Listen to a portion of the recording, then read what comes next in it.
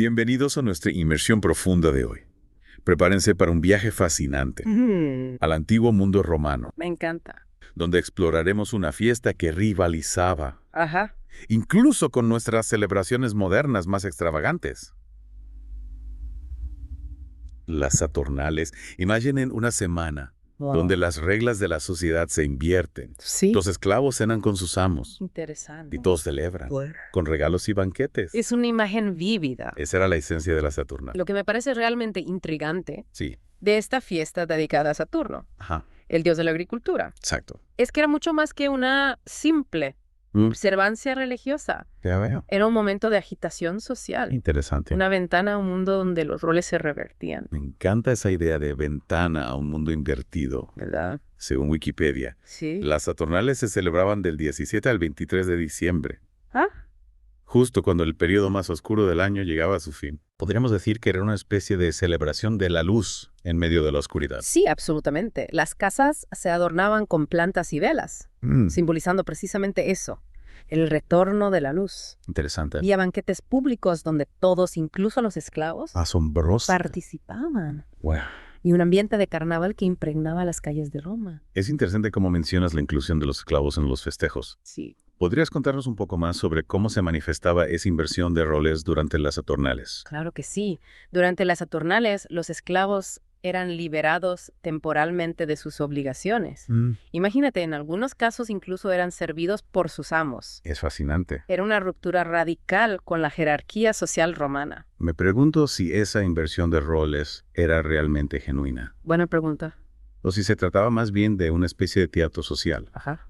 una forma de liberar tensiones sin realmente desafiar el orden establecido. Esa es una pregunta muy interesante. Es difícil saber con certeza cuáles eran las motivaciones detrás de esta práctica.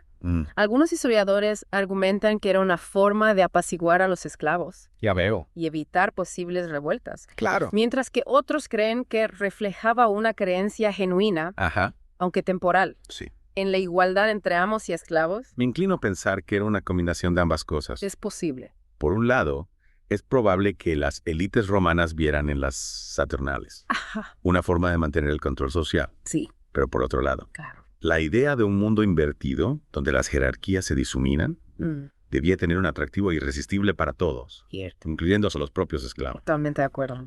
Y no olvidemos que esta inversión social también se extendía al intercambio de regalos, Claro, los regalos. que jugaba un papel crucial en el ambiente festivo. Inicialmente, según tengo entendido, Sí. eran objetos simples como velas o figuritas de arcilla. Yes. Pero con el tiempo Ajá. se volvieron más elaborados. Exactamente. Sí. Con el paso del tiempo, los romanos comenzaron a regalar ropa, comida, libros, incluso animales. Wow. ¿Te suena familiar? Un poco.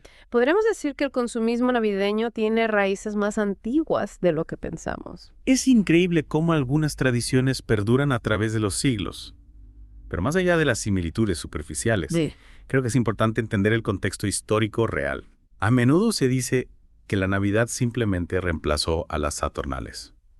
¿Es esto cierto? Esa es una idea errónea que se repite con frecuencia, Entiendo. en realidad. Ajá. Como señala el historiador Peter Gainsford, no hay una conexión directa entre ambas festividades. Ya veo. Se celebraban en días diferentes de diciembre, Claro. y muchas de las costumbres navideñas que se atribuyen a las Saturnales surgieron siglos después. Entonces, podríamos decir que las Saturnales eran una festividad mucho más compleja de lo que solemos pensar. Sí, definitivamente. Un evento con sus propios significados y rituales, Exactamente. que no se puede reducir a una simple precursora de la Navidad. Precisamente. Debemos tener cuidado de no proyectar nuestras propias interpretaciones modernas sobre el pasado. Las Saturnales eran una celebración única y multifacética, Ya veo. con conexiones con la religión, Ajá, la sociedad, la agricultura claro. e incluso la política. Hablando de la conexión con la agricultura, Sí. recordemos que Saturno era el dios romano de la siembra y la cosecha. Exacto. Podríamos decir que las Saturnales también eran una forma de celebrar el ciclo agrícola y la abundancia de la tierra. Sin duda. Las Saturnales se celebraban en diciembre, justo después de la siembra de invierno, Ajá, cuando los agricultores podían descansar y esperar la llegada de la primavera. claro. Era un momento para agradecer a Saturno por la abundancia de la tierra Interesante. y para pedir su protección para la próxima temporada de cultivo. Ya veo. Era un momento para reflexionar sobre la importancia de la tierra. Entiendo. Y para celebrar la generosidad de la naturaleza. Fascinante. Y esa conexión con la agricultura Ajá. se ve reflejada en algunos de los rituales más específicos de las Saturnales. Ya veo. Por ejemplo, durante la fiesta Sí. se suspendía la norma que prohibía sacrificar animales de trabajo. Animales de trabajo. Se sacrificaba un cerdo Entiendo. en honor a Saturno, un acto simbólico que representaba la fertilidad de la tierra y la esperanza de una buena cosecha. Entiendo, entonces no se trataba solo de celebrar y descansar, sino también de realizar rituales para asegurar la prosperidad agrícola en el futuro. Exacto. Fascinante. ¿Cómo una festividad puede entrelazar lo religioso, lo social, Sí, y lo económico totalmente. de una cultura? Y hablando de lo social, Claro. hay un aspecto de las Saturnales que no hemos mencionado aún Ajá. y que resulta particularmente curioso. ¿Así?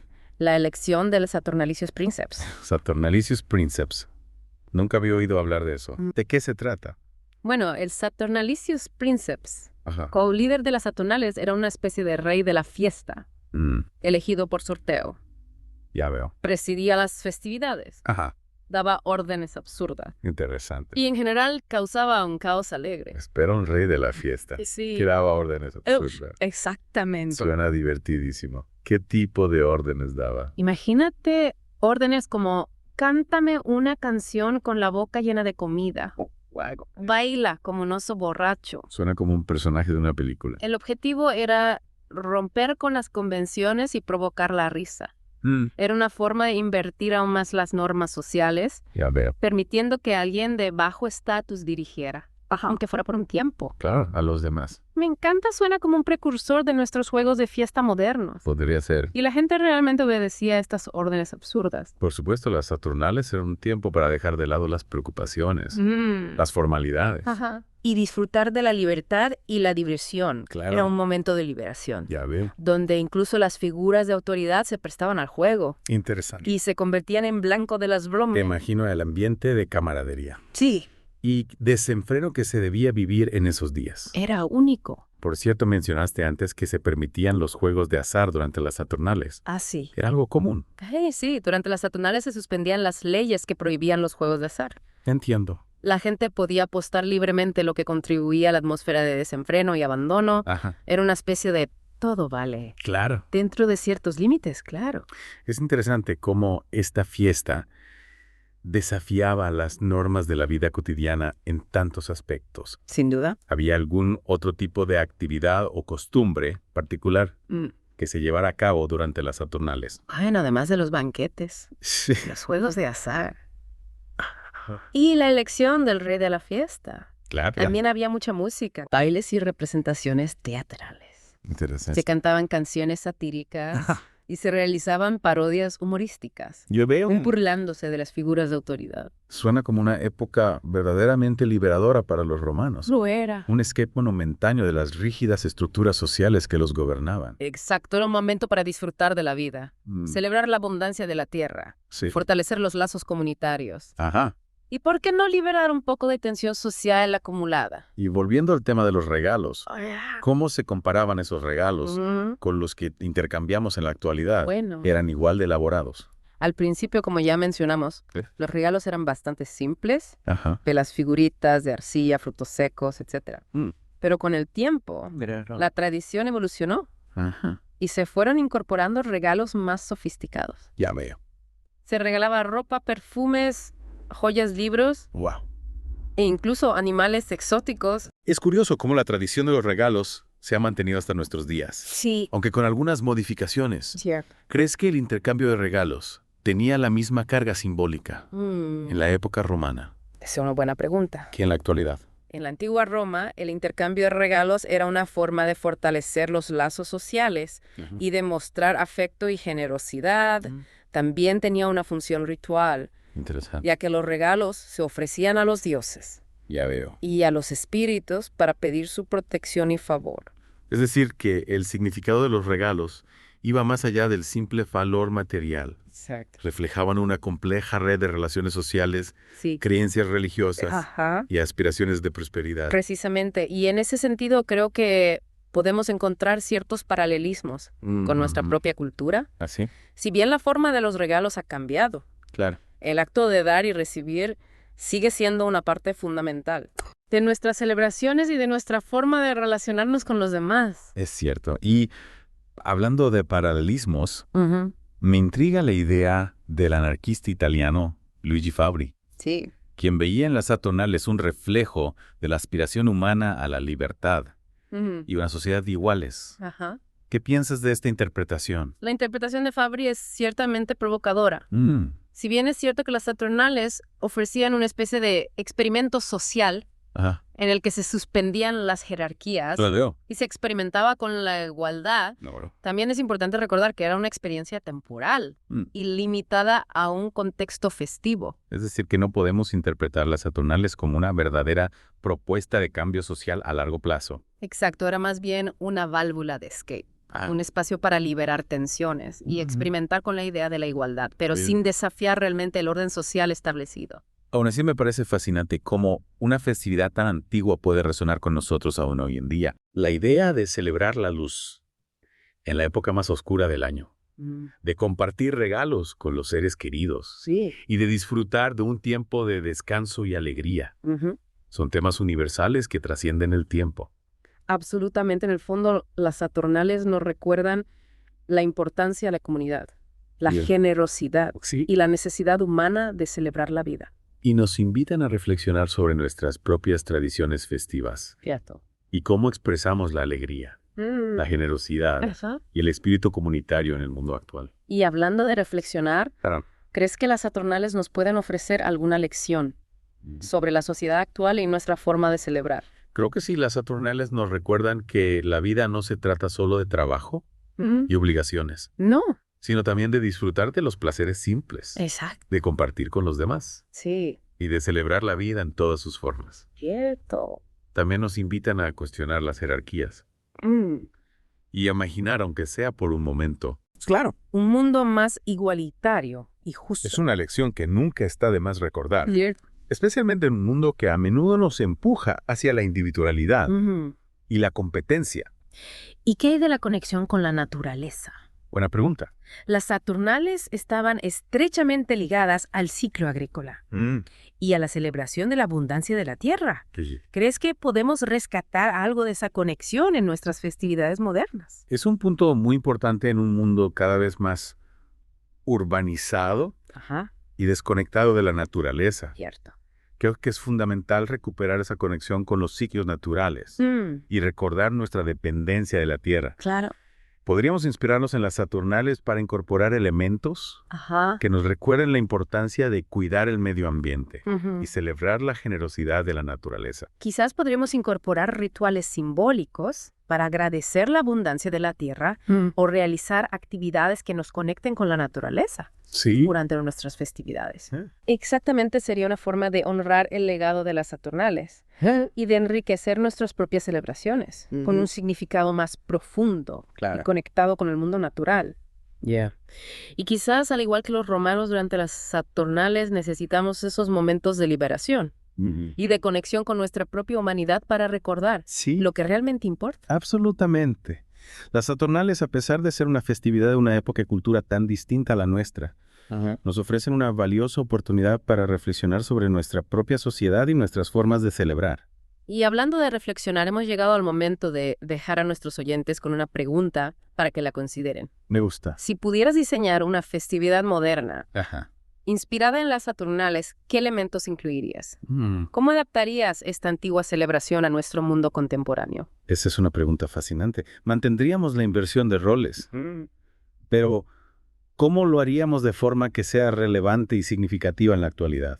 Claro. Podríamos, por ejemplo, dedicar un día a celebrar y valorar el trabajo de aquellos que normalmente pasan desapercibidos en la sociedad. Me gusta esa idea. Sí. Un día para reconocer y agradecer a quienes realizan trabajos esenciales, pero a menudo invisibilizados. Interesante. Y en cuanto a los excesos que a veces caracterizaban las Saturnales, ¿cómo podríamos abordarlos en una festividad moderna? Quizás podríamos enfocarnos en la celebración de la alegría.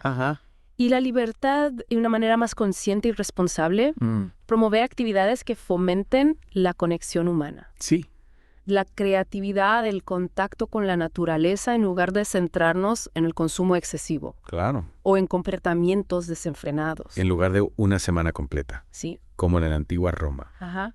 Podríamos celebrar un solo día, Mm. pero un día dedicado a la reflexión, a la conexión con los demás Ajá. y con nosotros mismos, Mm. a la celebración de la vida de una manera más auténtica Mm. y significativa. Exactamente, un día para recordar la importancia de la comunidad, la generosidad, la alegría compartida y la conexión con la naturaleza. Un día para desafiar las normas, romper con la rutina y celebrar la vida en todas sus formas. Un día para recordar en definitiva el espíritu de las Saturnales adaptado a nuestro mundo contemporáneo. Esto. Y con esa reflexión final damos por concluida nuestra inmersión en las Saturnales. Esperamos que hayan disfrutado de este viaje al corazón de la antigua Roma y que se lleven consigo nuevas ideas y perspectivas sobre esta fascinante celebración. Hasta la próxima.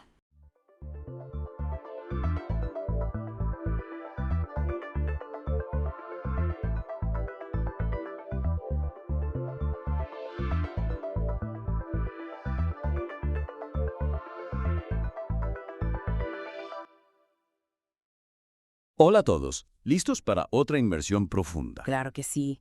Siempre listo para explorar lo desconocido. Hoy nos sumergimos en el siempre fascinante y a menudo bastante complejo libro del Apocalipsis. Un libro lleno de imágenes vívidas, profecías y misterios que han intrigado a la gente durante siglos. Exactamente.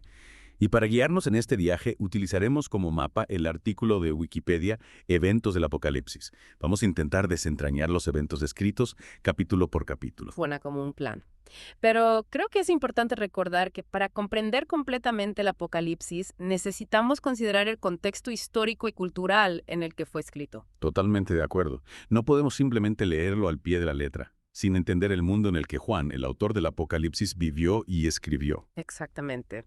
Así que a medida que avancemos, también exploraremos ese contexto, lo que nos ayudará a comprender mejor el significado más profundo del libro. Me parece perfecto.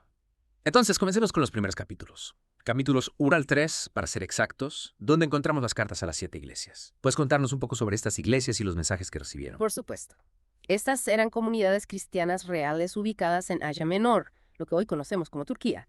Éfeso, Esmirna, Pérgamo, Tiatira, Sardis, Filadelfia y Laodicea. Cada carta aborda las circunstancias y desafíos específicos que enfrenta cada iglesia. Ya veo. Así que cada carta es como una instantánea de la vida de estas primeras comunidades cristianas. Exactamente. Pero lo interesante es que, aunque cada carta es única, también hay temas recurrentes que se encuentran en todas ellas. ¿Eso cuáles? Bueno, por ejemplo, un llamado constante al arrepentimiento, un llamado a alejarse del pecado y volver a Dios. También hay un fuerte énfasis en la perseverancia. ¿Perseverancia? ¿En qué sentido? Perseverancia en la fe, a pesar de la persecución y las dificultades. Recuerda que los primeros cristianos a menudo enfrentaban hostilidad y oposición por parte del Imperio Romano y la sociedad en general. Es cierto, vivían en un mundo donde ser cristiano podía significar arriesgarlo todo. Exactamente. Y las cartas le recuerdan constantemente la importancia de mantenerse firmes en su fe, sin importar los desafíos que enfrenten. Un mensaje que sin duda resuena a través de los siglos. Incluso hoy en día, muchos cristianos en todo el mundo enfrentan persecución y discriminación por su fe. Sin duda. Y creo que es por eso que estas cartas siguen siendo tan relevantes. Nos recuerdan que no estamos solos en nuestras luchas, que otros han pasado por pruebas similares y han salido victoriosos. Es un mensaje poderoso de esperanza y aliento. Y me lleva a preguntarme, ¿crees que estos mensajes tienen alguna relevancia para nosotros hoy en día, incluso si no estamos enfrentando persecución directa? Absolutamente. Creo que las cartas nos invitan a reflexionar sobre nuestra propia vida espiritual, a preguntarnos si estamos viviendo de acuerdo con nuestras creencias, si estamos comprometidos con nuestra fe. Es como si Juan, a través de estas cartas, nos estuviera hablando a través de los siglos, desafiándonos a examinar nuestra propia vida y nuestro compromiso con Cristo. Exacto. Y aunque las circunstancias pueden ser diferentes, los principios básicos siguen siendo los mismos. La necesidad de arrepentimiento, la importancia de la perseverancia, la fidelidad a Dios a pesar de las pruebas. Temas universales que trascienden el tiempo y el espacio. Sin duda. Y creo que es por eso que el Apocalipsis sigue siendo un libro tan poderoso y relevante incluso hoy en día. De acuerdo. Bueno, después de este recorrido por las cartas a las 7 iglesias, pasemos a los capítulos 4 y 5, donde nos encontramos con una imagen bastante impresionante, el trono celestial y el rollo sellado. Describe esa escena para nosotros, ¿cómo te la imaginas? Bueno, me imagino un trono radiante, rodeado por un arco iris, con Dios sentado en él. Alrededor, 24 ancianos con coronas doradas se sientan en tronos más pequeños. Y 4 seres vivientes, cada uno con 6 alas y cubierto de ojos, rodean el trono, alabando a Dios sin cesar. Wow, suena bastante intenso. Sí, es una escena que evoca asombro y reverencia. Y en medio de toda esta magnificencia hay un rollo sellado con 7 sellos. Un rollo sellado. ¿Por qué es tan importante este rollo? Bueno, el rollo representa el plan de Dios para el futuro, para la historia de la humanidad. Y está sellado con 7 sellos porque su contenido es tan poderoso, tan trascendental, que solo alguien digno puede abrirlo.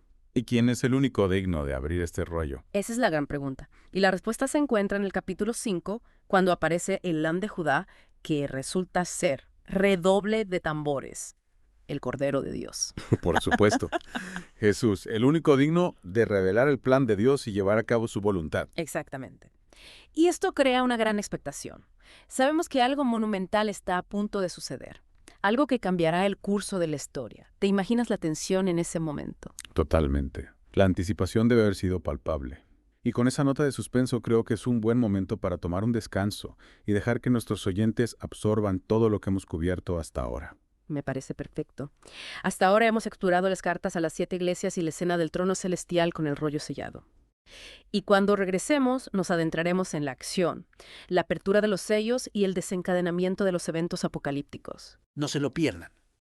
Bienvenidos de nuevo a nuestra inmersión en el Apocalipsis. La última vez nos quedamos en un punto bastante dramático, con el Cordero Jesús, listo para abrir los 7 sellos del rollo. Sí, la anticipación era palpable. ¿Y qué sucede cuando se abren esos sellos? ¿Qué nos depara cada uno de ellos? Pues prepárate, porque la apertura de cada sello desata una serie de eventos catastróficos sobre la Tierra. Es como si cada sello rompiera un dique que contenía el caos y la destrucción. ¿Y qué tipo de eventos catastróficos estamos hablando? Danos algunos ejemplos. Bueno, el primer sello trae consigo un jinete en un caballo blanco, que simboliza la conquista, el avance imparable del mal. Le siguen la guerra, el hambre, la muerte, representados por jinetes en caballos de diferentes colores. Y con cada sello que se abre, la intensidad de la devastación aumenta. Es una imagen bastante aterradora. Podríamos decir que estos sellos representan los desafíos que la humanidad siempre ha enfrentado. Guerras, hambrunas, enfermedades, muerte. Es una interpretación válida. Algunos estudiosos ven los sellos como una representación simbólica de los males que la humanidad enfrenta a lo largo de la historia. Ya veo. No necesariamente eventos literales, sino más bien arquetipos de las fuerzas que siempre han amenazado a la humanidad. Exactamente. Otros, sin embargo, los interpretan como juicios divinos, como advertencias sobre las consecuencias de alejarse de Dios. Es interesante cómo el Apocalipsis puede tener múltiples capas de interpretación. Depende de cada lector, o en nuestro caso oyente, decidir cómo interpretar estas imágenes y símbolos. Exactamente. Y creo que es una de las cosas que hace que el Apocalipsis sea un libro tan fascinante. Invita a la reflexión, a la interpretación personal. Totalmente.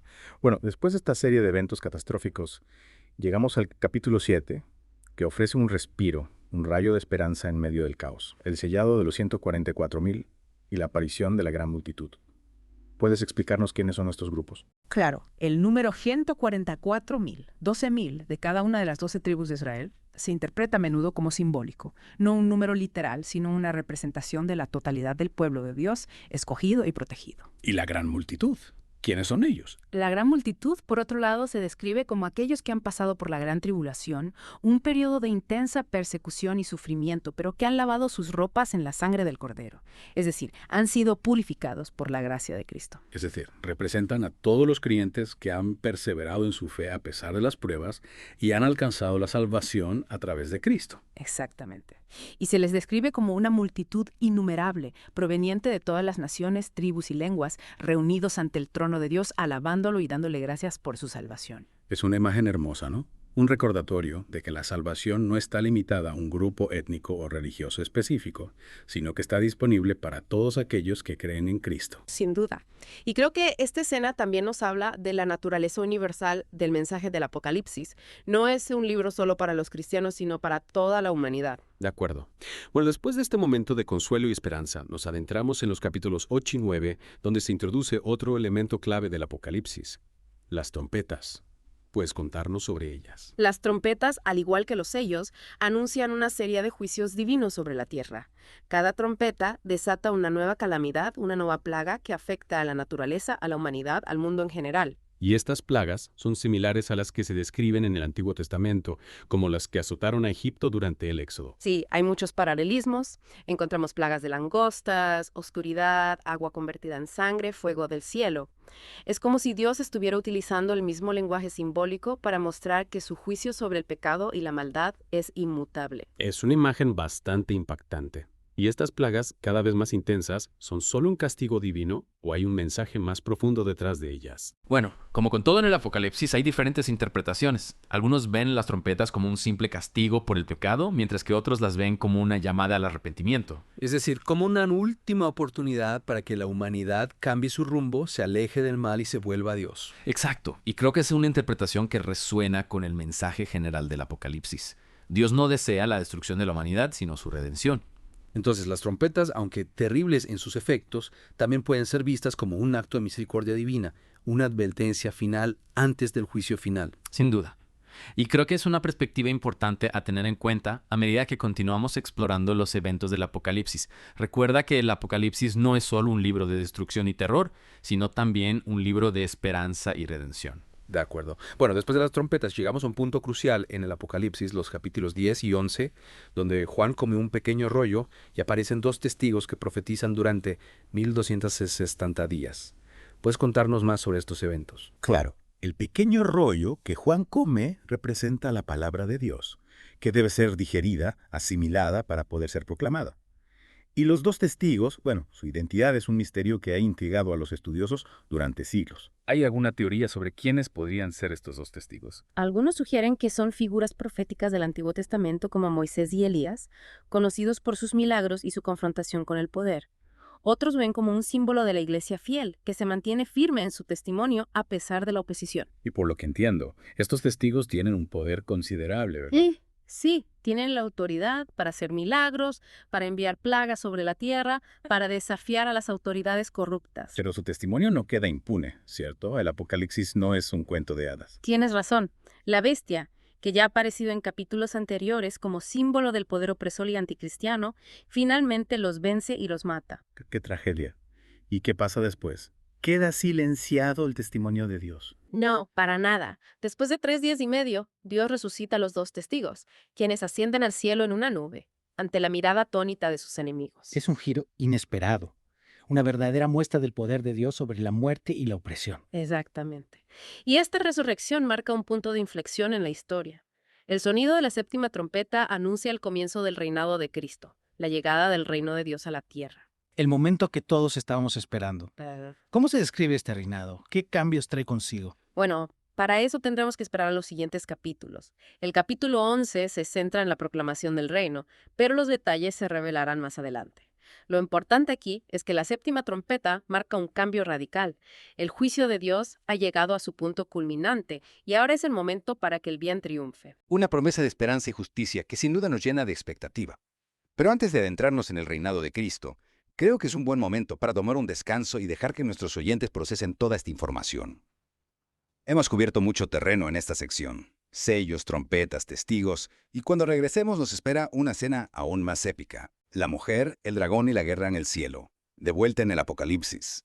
La última vez nos quedamos con la imagen de los dos testigos ascendiendo al cielo después de su resurrección y el anuncio del reinado de Cristo con el sonido de la séptima trompeta. Exacto. Y ahora nos adentramos en un capítulo lleno de simbolismo y drama. El capítulo 12 que nos presenta a la mujer, el dragón y la guerra en el cielo. Una escena que ha inspirado innumerables interpretaciones y debates a lo largo de los siglos. ¿Puedes guiarnos a través de este capítulo y explicarnos su significado? Claro que sí. La mujer vestida de sol y con la luna bajo sus pies representa al pueblo de Dios, la iglesia perseguida pero protegida por la gracia divina. El dragón, una bestia de 7 cabezas y 10 cuernos, representa a Satanás, la encarnación del mal, que busca devorar al hijo de la mujer. El hijo, por supuesto, representa a Jesús, ¿verdad? Exacto. El dragón intenta devorar al niño en cuanto nace, pero este es arrebatado al cielo para ser protegido. Es una imagen que conecta con la historia de la matanza de los inocentes por Herodes cuando Jesús era un bebé. Ya veo. Es como si el mal siempre estuviera acechando, buscando destruir el plan de Dios. Sin duda. Pero el mal no prevalece. Miguel y sus ángeles luchan contra el dragón y sus huestes, expulsándolos del cielo. Es una escena que nos recuerda la victoria de Cristo sobre las fuerzas del mal. Una victoria que nos llena de esperanza, ¿no? Sin duda. Pero la batalla no termina ahí. El dragón, furioso por su derrota, persigue a la mujer, quien recibe ayuda divina para escapar.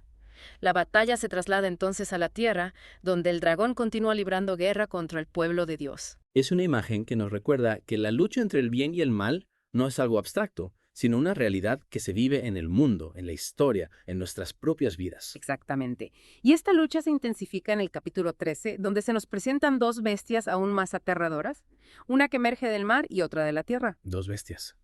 Suena bastante amenazante. ¿Qué representan estas bestias? La primera bestia, con 7 cabezas y 10 cuernos, es una imagen del poder político y religioso corrompido que se opone a Dios y persigue a su pueblo.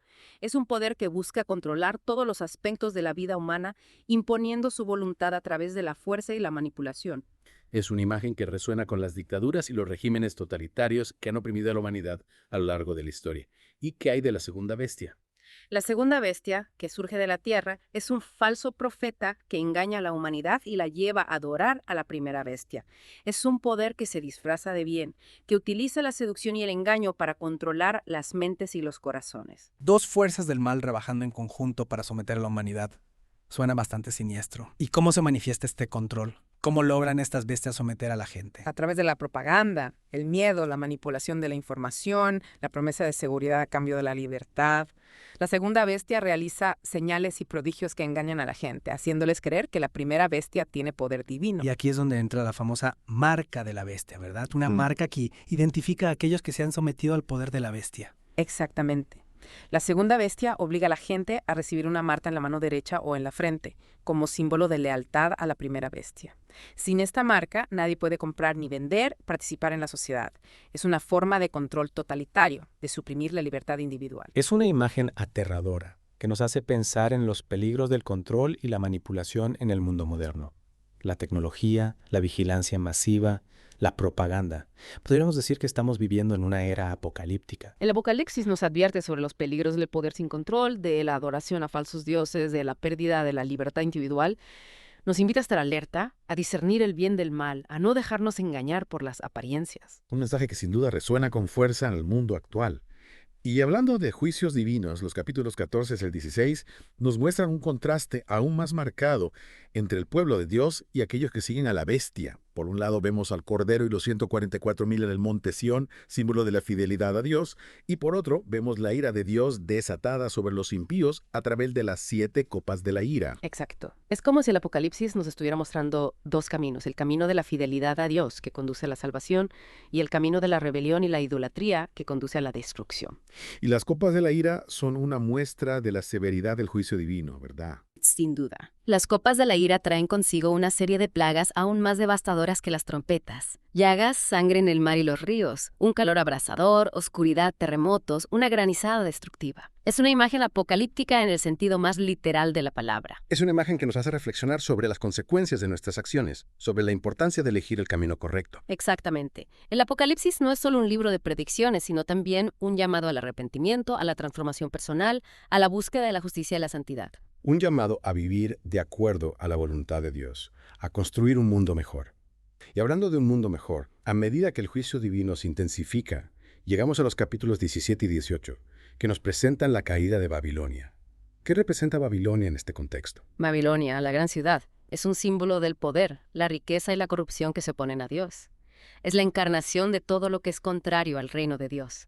La idolatría, la inmoralidad, la opresión, la búsqueda egoísta del placer. Es una imagen que ha resonado a lo largo de la historia, ¿no? Siempre ha habido imperios y sistemas que han encarnado esta Babilonia, esta oposición a los valores divinos. Sin duda. Y su caída es un evento significativo en la narrativa apocalíptica. Representa el triunfo final de Dios sobre las fuerzas del mal que han dominado el mundo. Es un momento de liberación y justicia para el pueblo de Dios que ha sufrido bajo su opresión. Es un mensaje de esperanza para todos aquellos que luchan contra la injusticia, la opresión, la corrupción. Pero la historia no termina ahí, ¿verdad? ¿Qué nos espera en los capítulos finales del Apocalipsis? Lo mejor está por venir. La caída de Babilonia allana el camino para la culminación de la historia. El regreso glorioso de Cristo, el juicio final y el establecimiento del nuevo cielo y la nueva tierra. Un nuevo comienzo para la humanidad, libre de pecado, el sufrimiento y la muerte. ¡Qué emocionante! Cuéntanos más sobre este nuevo mundo. ¿Cómo lo describe el Apocalipsis? Los capítulos 19 y 20 describen la segunda venida de Cristo como un guerrero poderoso, rey de reyes y señor de señores, listo para derrotar a las fuerzas del mal y establecer su reino de justicia. La bestia y el falso profeta son derrotados y arrojados al lago de fuego, mientras que Satanás es encadenado por 1000 años. ¿Qué sucede durante este milenio? Durante el milenio, Cristo reina sobre la tierra con justicia y paz. Los mártires y los justos resucitan y reinan con Él. Es un tiempo de restauración y renovación para la creación, un anticipo del nuevo cielo y la nueva tierra. Un tiempo de paz y justicia como el que la humanidad siempre ha anhelado. Exacto. Pero al final del milenio, Satanás es liberado por un breve tiempo y engaña a las naciones para que se rebelen contra Dios. Esta rebelión final es rápidamente sofocada y Satanás es arrojado al lago de fuego para siempre.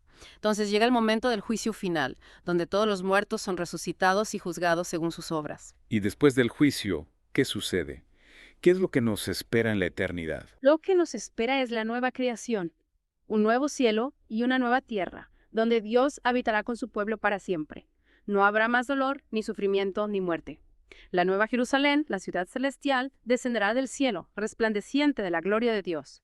Un río de agua de vida fluirá desde el trono de Dios, y el árbol de la vida dará fruto para sanidad de las naciones. Es una imagen de una belleza y una armonía indescriptibles. Un final perfecto para una historia llena de drama y de esperanza. El Apocalipsis nos recuerda que, a pesar de las pruebas y las tribulaciones que enfrentamos en este mundo, la victoria final pertenece a Dios.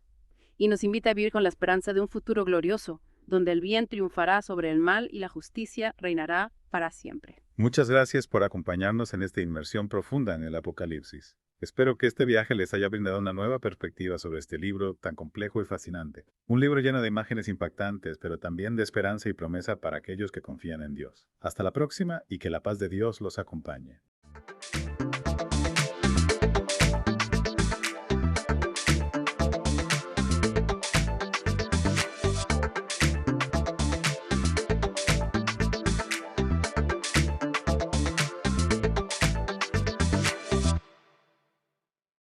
Hola a todos.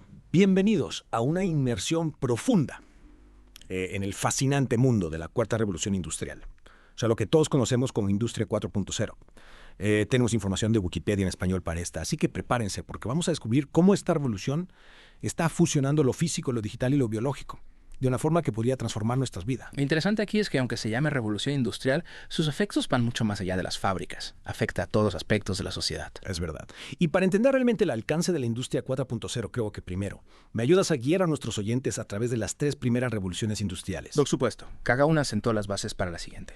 Pero también trajo consigo cambios sísmicos. La primera, finales del siglo XVIII, nos trajo la mecanización impulsada por el agua y el vapor. Pensemos en las primeras fábricas textiles y el impacto de la máquina de vapor. Un cambio radical. Imagínate el mundo sin eso. Luego, a finales del siglo XIX, llegó la segunda revolución, con la producción en masa, las líneas de ensamblaje y la electricidad. Ahí es donde entran el automóvil y la bombilla, cambiando la vida cotidiana para siempre. Y no podemos olvidar la tercera revolución industrial, que comenzó en la década de 1980 con las computadoras, la automatización y la tecnología digital. Esta revolución nos trajo Internet, los teléfonos inteligentes y el mundo interconectado en el que vivimos hoy. Exacto. Cada revolución se construyó sobre la anterior, pero también trajo consigo nuevos desafíos y oportunidades. ¿Y ahora qué es exactamente lo que hace que la Industria 4.0 sea tan única? La Industria 4.0 no se trata solo de nuevas máquinas, sino de la fusión de tecnologías. Klaus Schwab, en su libro La Cuarta Revolución Industrial, habla de la segunda era de las máquinas, donde la tecnología no solo realiza tareas, sino que aprende y se adapta, y en algunos casos hasta toma decisiones. Eso suena un poco a ciencia ficción, ¿no? ¿Podrías darnos algunos ejemplos concretos de lo que significa esta fusión de tecnologías? Claro. Pensemos en los sistemas ciberfísicos, que son básicamente máquinas conectadas a Internet. Imagina robots en una fábrica que pueden monitorear su propio rendimiento, predecir fallas y activar el mantenimiento de forma autónoma. Eso sí que es eficiencia. Es increíble. ¿Y qué hay del Internet de las cosas? He oído hablar mucho de eso, pero no estoy seguro de entenderlo completamente. El Internet de las cosas, o IoT, conecta objetos cotidianos a Internet. Imagina una fábrica donde las máquinas, las herramientas y los productos están interconectados. Compartiendo información en tiempo real, esto permite optimizar la producción, la logística e incluso la calidad del producto final. O sea que la fábrica entera se convierte en un sistema inteligente e interconectado. Y todo eso se gestiona a través de la nube. Sí, la computación en la nube proporciona la infraestructura para almacenar, procesar y analizar la enorme cantidad de datos generados por estos sistemas. Aquí es donde entra en juego el análisis de Big Data, utilizando lo que se conoce como las 6 Cs. Conexión, computación en la nube, ciber, contenido, comunidad y customización. Espera un segundo. Las 6 Cs. Suena intrigante. ¿Podrías desglosar eso un poco más para nuestros oyentes? ¿Cómo se aplican estas 6 Cs al mundo real? Claro. La conexión se refiere a los sensores y redes que recopilan datos de las máquinas y procesos. La computación en la nube procesa y analiza estos datos a gran escala. El componente ciber se refiere a la creación de modelos digitales que reflejan el mundo físico, lo que permite simulaciones y predicciones. El contenido es la información valiosa que se extrae de los datos, como patrones de uso o tendencias de producción. La comunidad implica la colaboración y el intercambio de datos entre diferentes sistemas y empresas, lo que puede generar nuevas ideas y soluciones. Y la customización utiliza estos datos para personalizar productos y servicios a las necesidades específicas de cada cliente. ¡Wow! Eso sí que es un montón de información para digerir. Entonces, si lo entiendo bien, la industria 4.0 se basa en la interconexión de todas estas tecnologías, creando sistemas inteligentes que pueden recopilar, analizar y utilizar datos para optimizar procesos y personalizar experiencias. Exactamente. Y esto no se limita solo a la industria manufacturera. La industria 4.0 tiene el potencial de transformar sectores como la atención médica, la agricultura, el transporte y muchos más. Y justo ahí es donde se pone realmente interesante. Tienes razón. En la siguiente parte de nuestra inmersión profundizaremos en algunas de las tecnologías específicas que impulsan la industria 4.0 y cómo están impactando en diferentes sectores. Prepárense para algunas sorpresas. No puedo esperar. Volvemos en un momento para explorar el lado más práctico de la industria 4.0 y sus aplicaciones en el mundo real. Y estamos de vuelta listos para explorar el lado más práctico de la industria 4.0. Exacto. En la primera parte hablamos sobre conceptos como los sistemas ciberfísicos y el Internet de las cosas. Ahora me encantaría profundizar en ejemplos concretos de cómo estas tecnologías están dando forma a nuestro mundo. Claro. Comencemos con la robótica avanzada. En la industria 4.0, los robots no solo realizan tareas repetitivas, sino que pueden aprender a adaptarse e incluso colaborar con humanos. Robot colaborando con humanos. Eso suena fascinante. ¿Podrías darnos un ejemplo de cómo funciona eso en la práctica? Imagina una línea de producción donde los robots y los trabajadores humanos trabajan codo a codo. Los robots se encargan de las tareas pesadas o peligrosas, mientras que los humanos aportan su destreza, creatividad y capacidad de resolución de problemas. Entonces no se trata de reemplazar a los trabajadores humanos, sino de crear una sinergia entre humanos y robots. Exactamente. Y esta colaboración no solo mejora la eficiencia, sino que también puede crear un entorno de trabajo más seguro y satisfactorio para los humanos. Hablando de seguridad, ¿qué hay de la seguridad cibernética? Con tantos sistemas interconectados, ¿no aumenta el riesgo de ciberataques? Es una preocupación válida. A medida que las fábricas se vuelven más inteligentes, también se vuelven más vulnerables a los ciberataques. Por eso, la ciberseguridad es un elemento crucial de la industria 4.0. ¿Qué tipo de medidas se están tomando para proteger estos sistemas? Las empresas están invirtiendo en tecnologías de seguridad avanzadas como firewalls, software de detección de intrusiones y cifrado de datos. También se están implementando protocolos de seguridad más estrictos y se está capacitando a los empleados para que sean conscientes de los riesgos cibernéticos. Tiene sentido. La seguridad es fundamental en un mundo tan interconectado. ¿Y qué otras tecnologías están teniendo un impacto significativo en la industria 4.0? La impresión 3D, también conocida como fabricación aditiva, está revolucionando la forma en que se diseñan y fabrican los productos. Sí, la impresión 3D. He oído hablar de ella, pero principalmente en el contexto de prototipos o piezas personalizadas.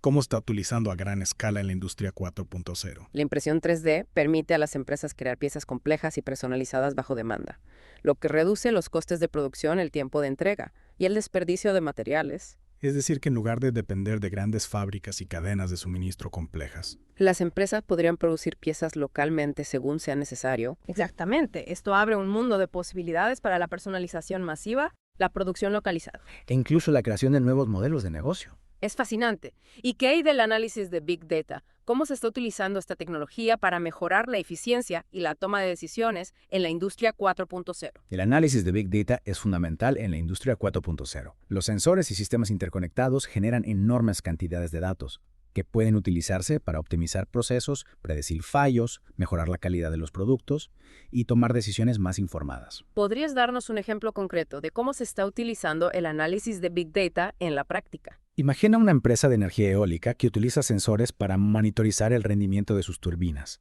Mediante el análisis de los datos generados por los sensores, la empresa puede identificar patrones que indican un posible fallo en una turbina, lo que le permite realizar el mantenimiento preventivo antes de que se produzca una avería. Eso no solo ahorra costes de reparación, sino que también garantiza un suministro de energía más fiable. Exactamente. Y este es solo un ejemplo de cómo el análisis de Big Data está transformando la forma en que operan las empresas en la era de la industria 4.0. Increíble. Y con la cantidad de datos que se generan cada día, imagino que las posibilidades de análisis y optimización son infinitas. Así es. Y esto nos lleva a otro aspecto crucial de la industria 4.0, la inteligencia artificial. La inteligencia artificial es un tema que siempre me ha fascinado. ¿Cómo se está utilizando la IA en la industria 4.0? La IA se está utilizando para automatizar tareas complejas, mejorar la toma de decisiones, optimizar procesos y desarrollar nuevos productos y servicios. Por ejemplo, los algoritmos de aprendizaje automático pueden analizar grandes conjuntos de datos para identificar patrones y tendencias que los humanos podrían pasar por alto. Suena que la IA tiene el potencial de revolucionar realmente la forma en que trabajamos. Sin duda. Pero también es importante ser conscientes de los desafíos y las preocupaciones éticas que rodean a la IA. ¿A qué te refieres? Por ejemplo, existe la preocupación de que la IA pueda desplazar a los trabajadores humanos de sus empleos. También hay que abordar cuestiones como la privacidad de los datos, la seguridad y la posible discriminación algorítmica. Son temas importantes que requieren una cuidadosa consideración. La tecnología es una herramienta poderosa. Y es nuestra responsabilidad utilizarla de manera responsable y ética. Totalmente de acuerdo. La industria 4.0 nos presenta un conjunto de oportunidades sin precedentes. Pero también nos obliga a reflexionar sobre las implicaciones sociales y éticas de la tecnología. Es un tema complejo y fascinante. ¿Qué te parece si en la siguiente parte de nuestra inmersión profundizamos en los desafíos y las oportunidades de la industria 4.0 para la sociedad en general? Y estamos de vuelta para la parte final de nuestra inmersión en la industria 4.0. En las últimas dos partes hemos explorado las tecnologías clave que impulsan esta revolución. Ahora me gustaría centrarme en las implicaciones más amplias. ¿Cómo afectará la industria 4.0 a la sociedad en general? Es una pregunta fundamental. La industria 4.0 no se limita a cambiar la forma en que producimos bienes, sino que también tiene el potencial de transformar la forma en que vivimos, trabajamos e interactuamos entre nosotros. Hablando de trabajo, uno de los temas que más se debate es el impacto de la automatización en el empleo. ¿Realmente nos van a quitar los robots nuestros trabajos? Es una preocupación comprensible, pero la realidad es más compleja. Si bien es cierto que algunas tareas repetitivas serán automatizadas, también se crearán nuevos empleos que requieren habilidades diferentes. ¿Qué tipo de habilidades serán más demandadas en la era de la industria 4.0? Las habilidades STEM, ciencia, tecnología, ingeniería y matemáticas, serán esenciales. Pero también no serán las habilidades blandas, como la creatividad, la resolución de problemas, la comunicación y el trabajo en equipo. Es decir, que no solo necesitamos técnicos e ingenieros, sino también personas que puedan pensar de forma crítica, adaptarse a los cambios y colaborar eficazmente con otros. Exactamente. La industria 4.0 nos desafía a ser más flexibles, a aprender continuamente y a desarrollar habilidades que nos permitan prosperar en un entorno laboral en constante evolución. Y no podemos olvidar la educación. ¿Cómo deben adaptarse los sistemas educativos para preparar a las futuras generaciones para este nuevo mundo laboral? La educación debe ir más allá de la simple memorización de hechos y centrarse en el desarrollo de habilidades prácticas y pensamiento crítico. Necesitamos fomentar la curiosidad, la creatividad y la capacidad de resolver problemas. Eso suena a un cambio bastante radical en la forma en que se enseña y se aprende. Sin duda, los estudiantes deben tener acceso a tecnologías como la impresión 3D, la robótica y la inteligencia artificial, no solo para aprender sobre ellas, sino para experimentar y crear con ellas. Y no podemos olvidar las implicaciones éticas de la industria 4.0. Con tecnologías tan poderosas como la IA, es crucial que las utilicemos de manera responsable. Absolutamente. Necesitamos establecer marcos éticos claros para el desarrollo y la aplicación de la IA, para garantizar que se utilice para el bien común y no para perpetuar desigualdades o discriminaciones. Entonces la industria 4.0 nos presenta un futuro lleno de posibilidades, pero también de desafíos. ¿Cómo podemos asegurarnos de que esta revolución tecnológica beneficia a toda la sociedad? La clave está en la colaboración. Gobiernos, empresas, instituciones educativas e individuos deben trabajar juntos para gestionar esta transición de manera justa y equitativa. Necesitamos invertir en educación, promover la innovación responsable y fomentar un diálogo abierto sobre las implicaciones éticas de la tecnología. Suena un reto considerable.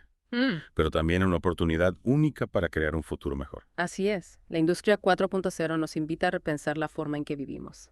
Trabajamos e interactuamos con el mundo. Si lo hacemos bien, podemos construir una sociedad más próspera, sostenible e inclusiva. Bueno, creo que hemos cubierto mucho terreno en esta inmersión profunda en la industria 4.0. Ha sido un placer compartir estas ideas contigo y con nuestros oyentes. Y a todos ustedes que nos escuchan, les dejamos con una pregunta para reflexionar. ¿Cómo creen que la industria 4.0 impactará en sus vidas y en el futuro de la humanidad? Los invitamos a seguir explorando este tema fascinante y a participar en la conversación. Hasta la próxima.